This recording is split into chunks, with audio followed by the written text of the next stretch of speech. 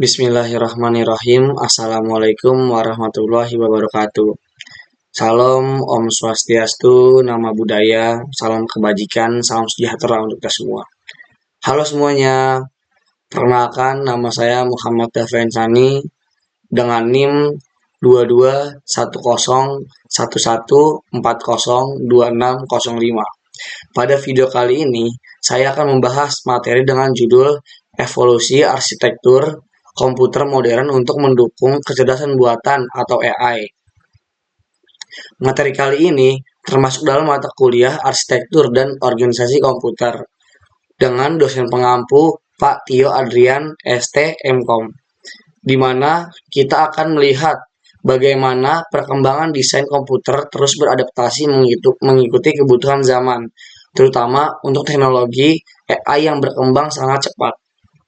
Baik, kita langsung saja masuk ke slide selanjutnya, yaitu ada materi presentasi.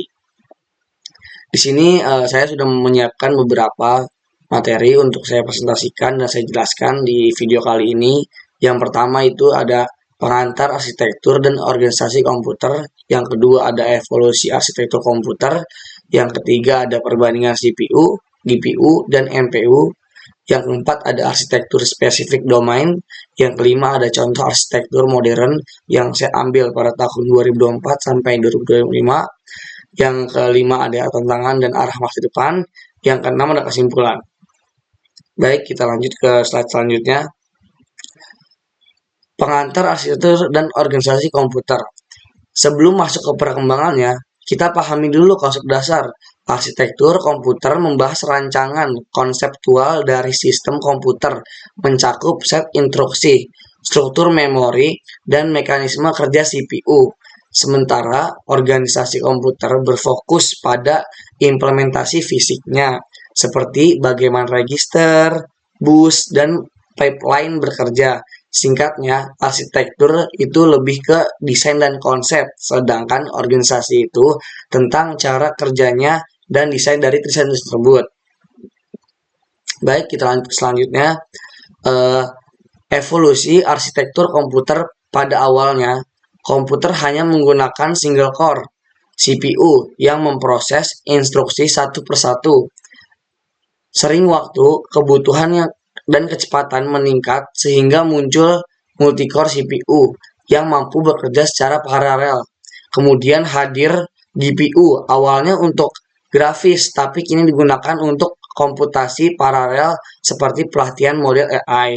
Dan sekarang kita memasuki ke era NPU atau Neural Processing Unit yang dirancang khusus untuk mempercepat proses kecerdasan buatan.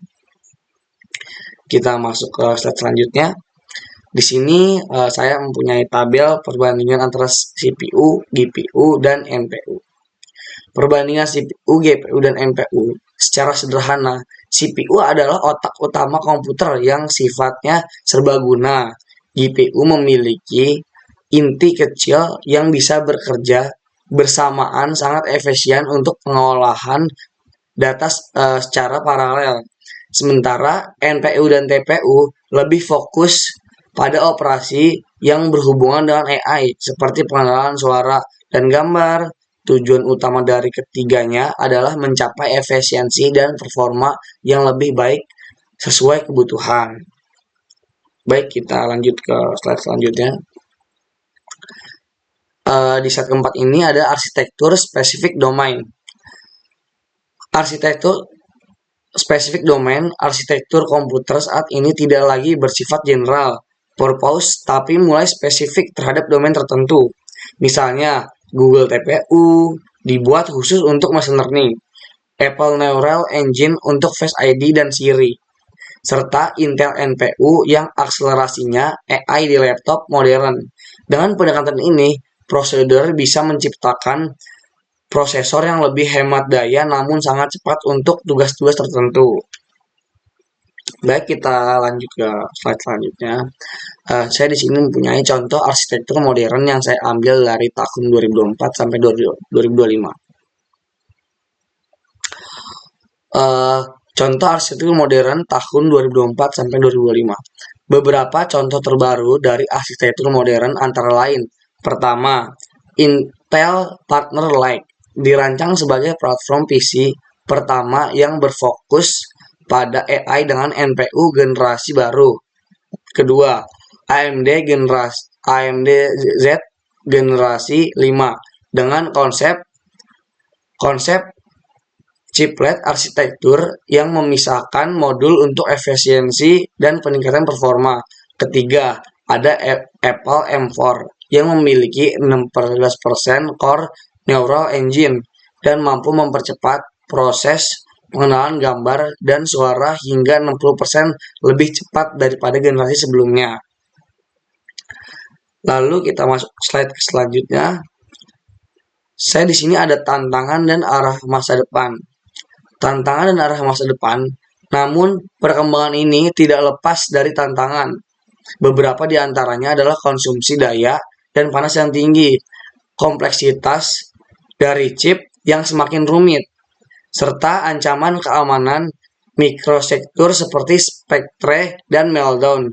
Ke depan, arah pengembangan arsitektur komputer menuju pada komputasi neuromorphic, yaitu chip yang meniru cara kerja otak manusia, dan komputasi kuantum yang memanfaatkan qubit untuk kecepatan luar biasa.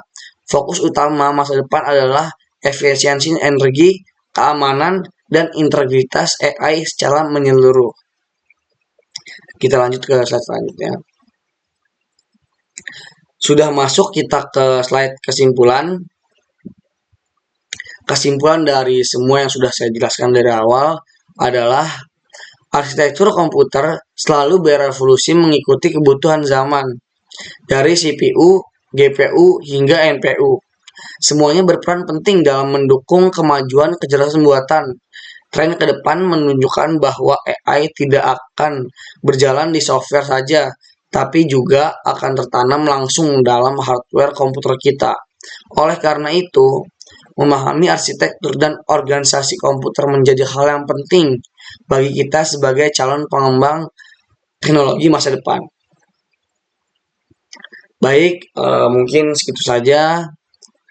Demikian penjelasan dari saya mengenai evolusi arsitektur komputer modern untuk mendukung kecerdasan buatan. Semoga materi ini dapat menambah wawasan kita tentang bagaimana perkembangan arsitektur komputer berperan besar dalam dunia teknologi modern.